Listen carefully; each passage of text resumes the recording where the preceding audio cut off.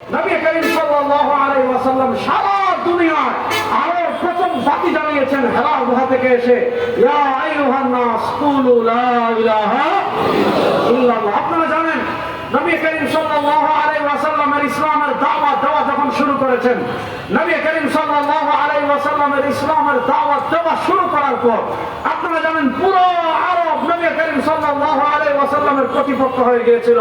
আরবের ক্ষমতায় যারা ছিল তারা প্রতিপক্ষ হয়ে গিয়েছে, আরবের শীর্ষস্থানীয় ব্যক্তি যারা ছিল তারা প্রতিপক্ষ হয়ে গিয়েছে।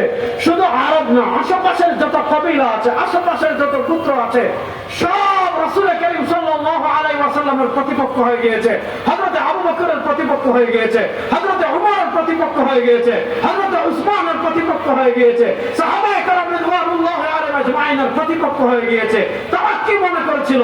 সবাই ঐক্যবদ্ধ হয়ে ইসলামকে নিভিয়ে দিবে, সবাই ঐক্যবদ্ধ হয়ে রাসূল করিম সাল্লাল্লাহু আলাইহি ওয়াসাল্লামের আদর্শকে নিভিয়ে দিবে, সবাই ঐক্যবদ্ধ হয়ে জুলুম করে, অত্যাচার করে, হামলা করে, মামলা করে ইসলামের বাতিকে নিভিয়ে দিবে। কিন্তু তারা দেখে যত অত্যাচার করি, যত জুলুম করি, যত তোমার ইসলামের অত্যাচারের স্টিম রোলার চালায়, সাহাবায়ে কেরামের ঈমানের বাতি তো নিবেই না, সাহাবায়ে কেরামের ঈমানের পাওয়ার তো কমে না।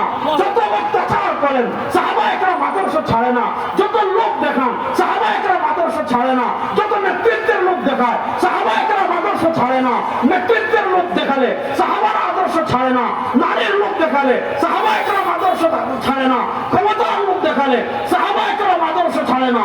রাসূল করিম সাল্লাল্লাহু আলাইহি ওয়াসাল্লাম এবং সাহাবায়ে কেরাম রিদওয়ানুল্লাহি আলাইহিম আজমাইনের মক্কার জীবন থেকে আমাদের সবচেয়ে বড় শিক্ষা হলো, আমাদের উপর জুলুম আসতে পারে, আমাদের উপর অত্যাচার আসতে পারে, আমাদের উপর হামলা আসতে পারে, আমাদের উপর মামলা আসতে পারে, আমাদেরকে লোক দেখানো হতে পারে, আমাদেরকে টাকার লোক দেখানো হবে, আমাদেরকে নেতৃত্বের লোক দেখানো হবে, আমাদেরকে পদের লোক দেখানো হবে। কোন লোক জুলুম আমাদেরকে আদর্শ থেকে বিচ্যুত করবে না। কোন লোক জুলুমের মধ্যে আমরা আদর্শ থেকে বিচ্যুত হব না।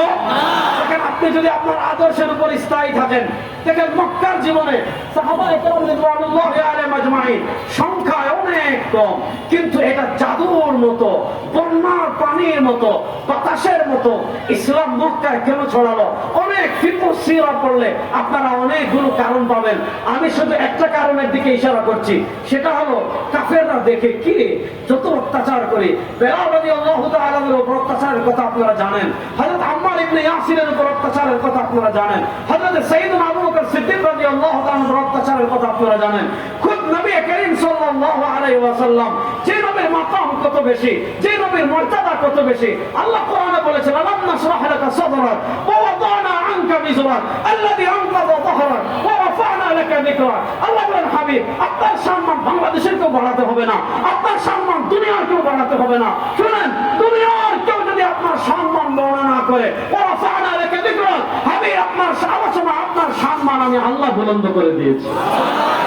আমার নবীর সম্মান কত বেশি, আমার নবীর মর্যাদা কত বেশি, সেটার উপর সেই টপিকে আজকে আমি কথা বলবো না। শুধু এতটুকু বুঝাই, নবী করিম সাল্লাল্লাহু আলাইহি ওয়াসাল্লাম কত মহান নবী। আমার নবীর মন একটু খারাপ হয়েছে, আল্লাহ আয়াত নাযিল করে দিয়েছেন আলাম নাশরাহ লাকা সাদরাক ওয়া ওয়াদানা আনকা বিজরাক আল্লাযী আনকাযা যাহরাক ওয়া রাফা'না লাকা যিকরাক। আমার নবীর মন একটু খারাপ হয়েছে, আল্লাহ আয়াত নাযিল করে দিয়েছেন ওয়াদ-দুহা ওয়াল লাইলি ইযা সাজা মা ওয়াদ্দা'আকা রাব্বুকা ওয়া মা ক্বালা ওয়া লাল আখিরাতু খায়রুন লাকা মিনাল উলা ওয়া লাসাওফা ইউ'তিকা রাব্বুকা ফাতারদা। আমার নবীর মন একটু খারাপ হয়েছে, আল্লাহ আয়াত নাযিল করে দিয়েছেন আলিফ লাম মিম গুলিবাতির রুম ফি আদনাল আরদি ওয়া হুম মিন বা'দি তালাবিহিম সায়াগলিবুন। আমার নবী একটু কষ্ট পেয়েছেন, আমার নবী একটু মন খারাপ করেছেন। আমার নবীকে আল্লাহ সুবহানাল্লাযী আসরা বিআবদিহি লাইলাম মিনাল মাসজিদিল হারাম ইলাল মাসজিদিল আকসা। আমার নবীর মন একটু খারাপ হয়েছে, আল্লাহ মেরাজে আমার নবীকে আরশের কাছে নিয়ে গিয়েছেন। এবং ভালো